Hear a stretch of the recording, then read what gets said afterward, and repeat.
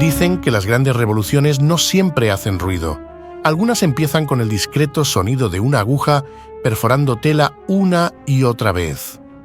En un mundo donde coser era casi un acto de paciencia monástica, alguien decidió que ya era hora de acelerar las cosas. Y no estamos hablando de un santo, sino de un tipo con una mente tan ingeniosa como caótica y dueño de un olfato comercial digno de un tiburón. Porque detrás de cada invento que transforma la vida cotidiana, siempre hay una historia de ambición, de competencia, con un toque de locura y, claro, de dinero, mucho dinero. En una época en la que las mujeres cosían durante horas y los sastres sudaban aceite por cumplir encargos imposibles, aparece una máquina que promete hacer en minutos lo que antes tomaba días. El sueño de la eficiencia y el golpe de suerte que convirtió a un inventor distraído en un magnate textil. Porque a veces la historia no la escriben los que buscan el éxito, sino los que tropiezan con él. Hoy veremos la historia de un hombre que quiso brillar en los escenarios, pero encontró fama en los talleres. Un personaje tan excéntrico como brillante que convirtió un invento prestado en su gran número de magia, porque en su mundo la costura era solo el telón de fondo. El verdadero show era él. Si te gustan las historias de poder, riqueza y ambición, quédate, porque el dinero no habla, pero las buenas historias sí. Es 27 de octubre de 1811. Y en Pittstown, Shakticoke, Nueva York, el otoño se obstina en parecer invierno. Las hojas crujen como papel viejo bajo los pies, el aire huele a madera húmeda y al humo de una chimenea que anuncia pobreza. En una casa de tablas torcidas y ambiciones flacas, nace Isaac Merritt Singer, el menor en una familia de 8 hijos con un padre alemán, Adam Singer, y una madre estadounidense de carácter firme y paciencia escasa, Ruth Benson Singer. Su infancia transcurre entre los gritos de hermanos que comparten cama y el sonido metálico de herramientas. Su padre, hábil mecánico, intenta enseñarle disciplina, pero Isaac, incluso con pantalones cortos y mocos en la nariz, ya demuestra una rebeldía, de esas que parecen encanto, pero en realidad son pura obstinación. En 1821 sus padres se separan. El divorcio, un escándalo en aquella época, deja al pequeño Isaac con un carácter a medio camino entre la desconfianza y el orgullo. Su madre lo abandona, su padre lo reprende, y él decide que la única autoridad que respetará de ahí en adelante será la suya propia. Así que, al año siguiente, y con solo los 12 años, el chico escapa de casa para unirse a una compañía teatral ambulante llamada The Rochester Players. No lleva más que una chaqueta gastada, una sonrisa demasiado confiada y una seguridad de esas que rozan la locura. Ahí descubre el teatro, las luces, los aplausos y, por supuesto, a las mujeres, quienes serán el público más constante y caótico de su vida. Cuando no actúa, trabaja como carpintero u operador de torno, palabra que designa una máquina utilizada para moldear piezas mediante rotación, la herramienta que convierte madera en simetría. Esa precisión mecánica despierta en él una fascinación por los engranajes, los movimientos repetitivos y el poder de transformar una idea en objeto. De adulto, Singer será recordado por 3 pasiones, aunque nadie se atreverá a decidir el orden correcto: las máquinas, el teatro y las mujeres. A lo largo de su vida, mantendrá relaciones con varias de estas últimas, muchas de manera simultánea y, digamos, logísticamente confusa. De esas uniones nacerán al menos 18 hijos, no reconocidos, lo cual convierte su árbol genealógico en un auténtico laberinto de puntadas biológicas. Pero más allá de su vida sentimental digna de una de sus actuaciones, lo que define a Isaac es su carácter. Vanidoso hasta el exceso, brillante hasta el descaro y teatral hasta en la tos. Singer es el tipo de persona que entra a una habitación como si fuera suya, aunque acabe de descubrirla. Tiene el talento de hacer que todos crean en él, incluso cuando él mismo no sabe en qué creer. Su mente es una máquina que no descansa. Planea, calcula, improvisa, posee la obstinación de un inventor y la memoria selectiva de un artista. Recuerda solo aquello que lo favorece y no soporta la mediocridad ni la crítica, mucho menos el anonimato. En resumen, Isaac Merritt Singer no solo es un artista ingenioso, sino que coserá su propio mito hilo por hilo, con la firme convicción de que la modestia es un defecto mecánico. Año 1830, primavera en el estado de Nueva York. Todo florece, incluso las malas decisiones. Isaac Merritt Singer tiene 19 años, un abrigo prestado y un plan tan romántico como imprudente: casarse con Catherine Mary Haley, una joven de 15 años que ve en él algo entre un héroe de novela y un error con patillas. La boda es modesta, el amor efímero y las deudas duraderas. En poco tiempo nacen 2 hijos, y con ellos la certeza de que la estabilidad no es lo suyo. Isaac, al borde de la rutina doméstica, siente que su espíritu artístico se marchita entre pañales y facturas, así que, con la sutileza de un trueno, abandona a Catherine y se une a una compañía teatral ambulante, los Baltimore Strolling Players. El teatro lo recibe con luces débiles y aplausos sinceros, aunque más por simpatía que por talento. Porque si algo tiene Isaac, es presencia, voz y una convicción tan desmedida que logra hacer creer al público que está viendo a Shakespeare, aunque apenas recuerde sus líneas. En ese ambiente descubre 2 verdades universales: el carisma paga mejor que la destreza y los aplausos no se aceptan en las tiendas de comestibles. Entonces, entre función y función, se dedica a reparar máquinas averiadas, esas criaturas de engranajes que otros temen y él desarma sin pudor. Al principio gana unas monedas y de paso la fama de manitas prodigiosas. Pero justo cuando parece que el destino le da un descanso de la vida doméstica, en 1836 aparece Mary Ann Sponsler, 19 años, mejillas sonrosadas, carácter firme y el tipo de sonrisa que hace olvidar los compromisos matrimoniales. Isaac, aún casado con Catherine, inicia con Mary Ann un romance tan encendido como imprudente y juntos se lanzan a una vida de teatro, humo y promesas. Hasta que 3 años más tarde, en 1839, Singer logra lo que muchos soñadores del escenario nunca alcanzan: dinero real. Pero no es gracias a su talento en las tablas, es gracias a una máquina perforadora de roca que logra patentar, un novedoso artefacto que permite abrir túneles más rápido y con menos esfuerzo. El invento termina vendido a la E&M Canal Building Company, una empresa que conectaba los Grandes Lagos con el río Mississippi antes de la era del ferrocarril, por $2.000, una fortuna que, en dinero actual, equivale a más de $150.000. Con esa suma en el bolsillo y una autoconfianza que ya no necesita refuerzo, Isaac retoma el teatro, pero ahora como empresario.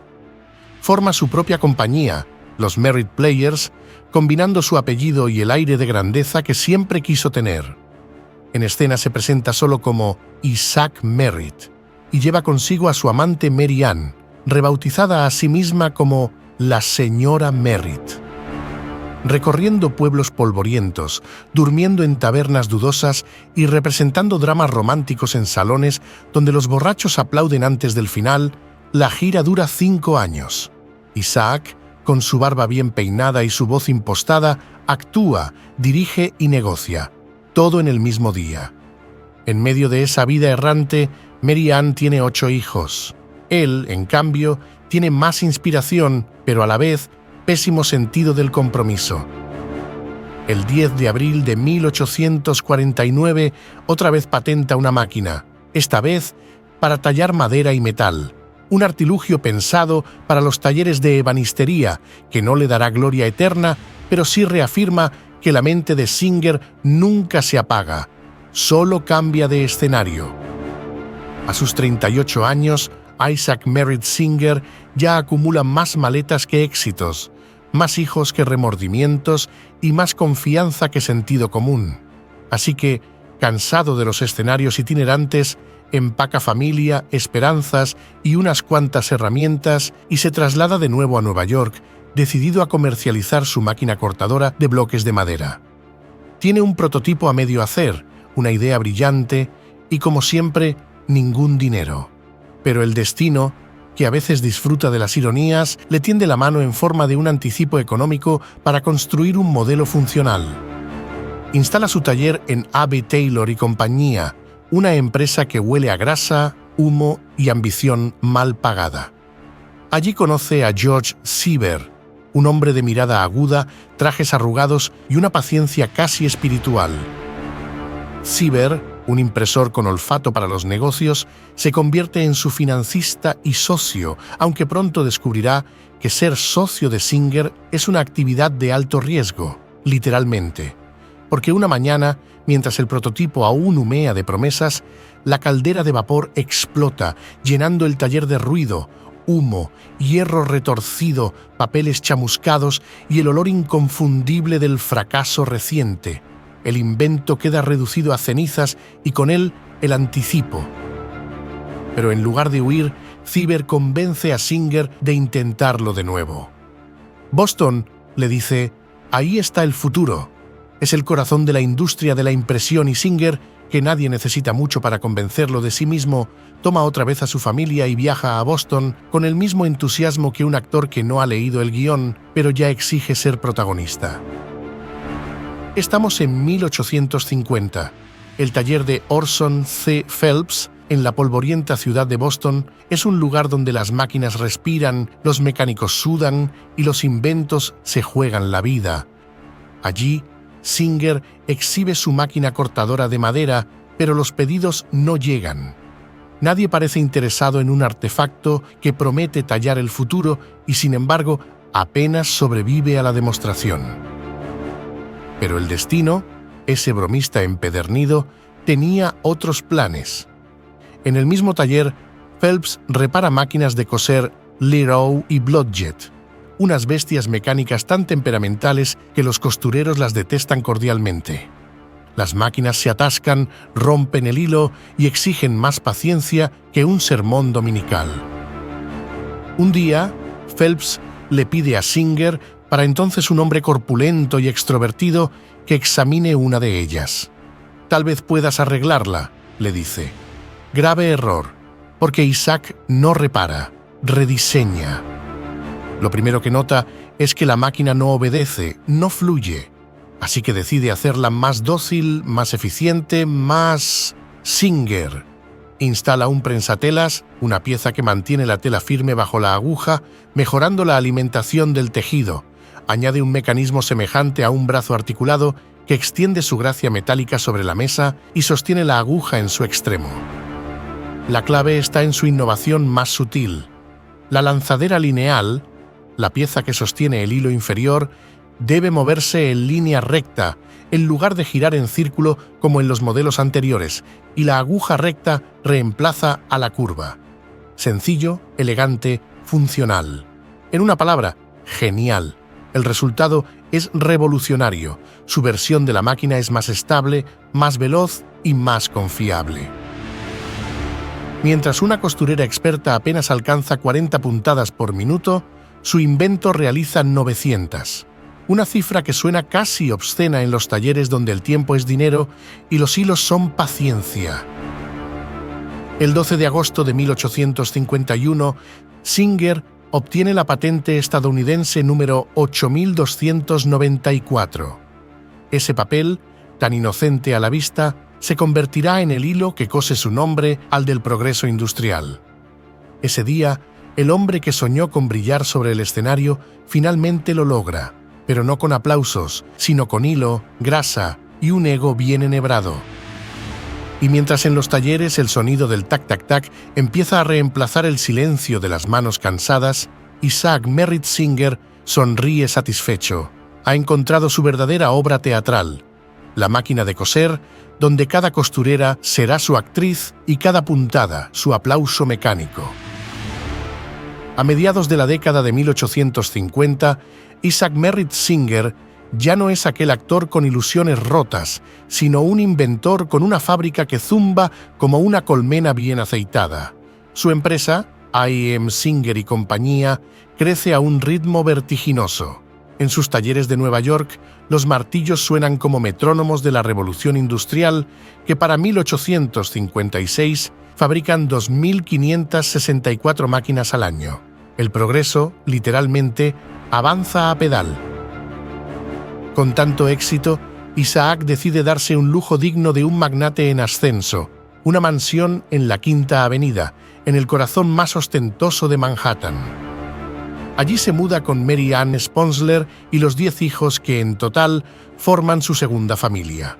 Pero si algo define a Singer, es su capacidad para complicar lo que ya tiene resuelto. Un día, Mary Ann lo ve conduciendo su carruaje por la misma Quinta Avenida acompañado de Mary McGonigal, una de sus empleadas domésticas, la misma sobre la que ya pesaban rumores. La escena no es nueva, y Mary Ann lo sabe mejor que nadie, solo que esta vez le toca el papel menos deseado, el de la esposa que observa desde la acera con el orgullo hecho trizas mientras Isaac sonríe y la nueva otra disimula mirando los escaparates.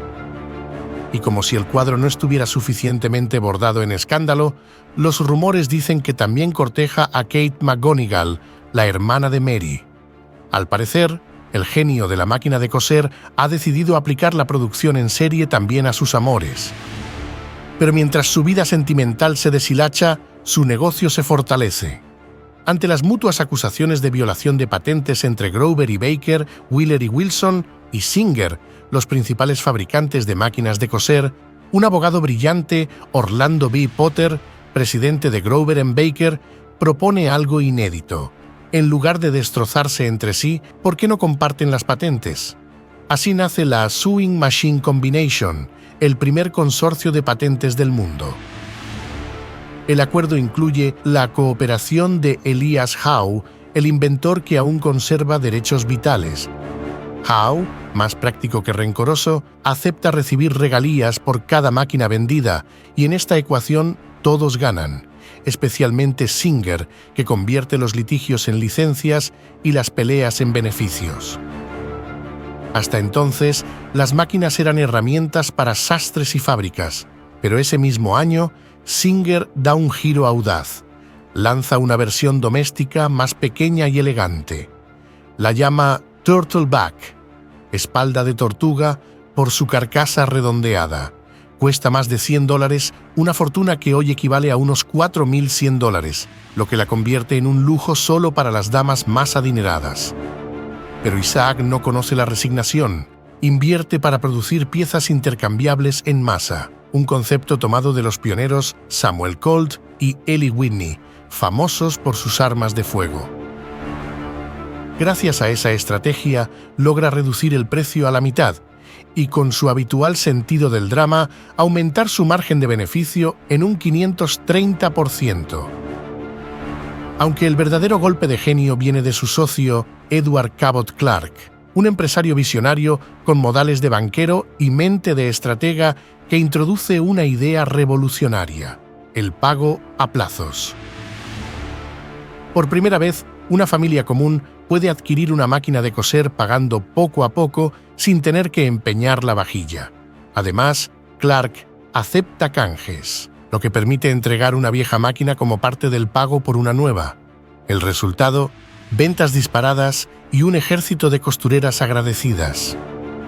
En una época en que las mujeres no pueden votar, poseer propiedades y están controladas por sus maridos, las máquinas Singer no solo cambian la economía del hogar, sino también el papel de las mujeres. Las amas de casa pueden coser y vender desde la propia sala de su casa, ganando dinero sin renunciar al decoro social. Los grupos caritativos comienzan a financiar máquinas para mujeres pobres, con el fin de que encuentren un empleo respetable en la costura, mientras que las más acomodadas asisten a clases dirigidas, compran revistas de moda y aprenden el arte de la productividad elegante. Sin saberlo, Singer ha dado puntada al primer movimiento de independencia económica femenina. La producción en masa despega y 4 años después, en 1860, ya se fabrican 13.000 máquinas al año. Una nueva planta se levanta en la calle Mott y otra gigantesca en Elizabeth, Nueva Jersey. Por primera vez, la costura industrial deja de ser un oficio artesanal para convertirse en una industria moderna. Y mientras el mundo cose libertad, él cose escándalos. Rico, famoso y con más familias que registros civiles, Isaac Merritt Singer disfruta del único lujo que siempre persiguió: ser el protagonista absoluto de su propio espectáculo, incluso cuando el escenario arde. A estas alturas, Isaac Merritt Singer es un hombre que ha cosido su fortuna con hilo de oro y su reputación con hilo dental. El inventor, magnate y seductor en serie vive rodeado de máquinas que funcionan a la perfección y de mujeres que, con mucha razón, no. Han pasado casi 25 años desde que dejó a su primera esposa, Catherine Mary Haley, aquella adolescente con la que se casó en 1830, pero no es sino hasta 1860 que Singer decide divorciarse formalmente, alegando que Catherine lo había engañado con un tal Stephen Kent. El drama no decepciona. Su hijo mayor, William, defiende a su madre en el juicio y el orgulloso Isaac, herido en su ego, lo borra de su afecto con la precisión con que una aguja perfora la tela. Y como si su vida necesitara más capítulos mal escritos, Mary Ann Sponsler, su pareja durante décadas y madre de 8 de sus hijos, da el paso que toda heroína despechada merece: lo hace arrestar por bigamia, tras aquel infame paseo en carruaje por la Quinta Avenida con Mary McGonigal, la exempleada que más que doncella parecía su nueva musa. Como era de esperarse, la noticia corre por Nueva York como una puntada mal dada, rápida, inevitable y dolorosa. Isaac pasa unas horas en la cárcel, suficientes para que su orgullo se oxide, y sale bajo fianza, más escandalizado que arrepentido. Al año siguiente, en 1861, Mary Ann, que aún no supera el despecho, lo demanda por maltrato a ella y a una de sus hijas. El escándalo sería suficiente para cualquiera, pero Singer no es cualquiera. Es un hombre que convierte el caos en costumbre, y cuando la gente empieza a indagar, se descubre que tiene una cuarta mujer en el Bajo Manhattan, Mary Eastwood Walters, una demostradora de máquinas con la que tiene otra hija.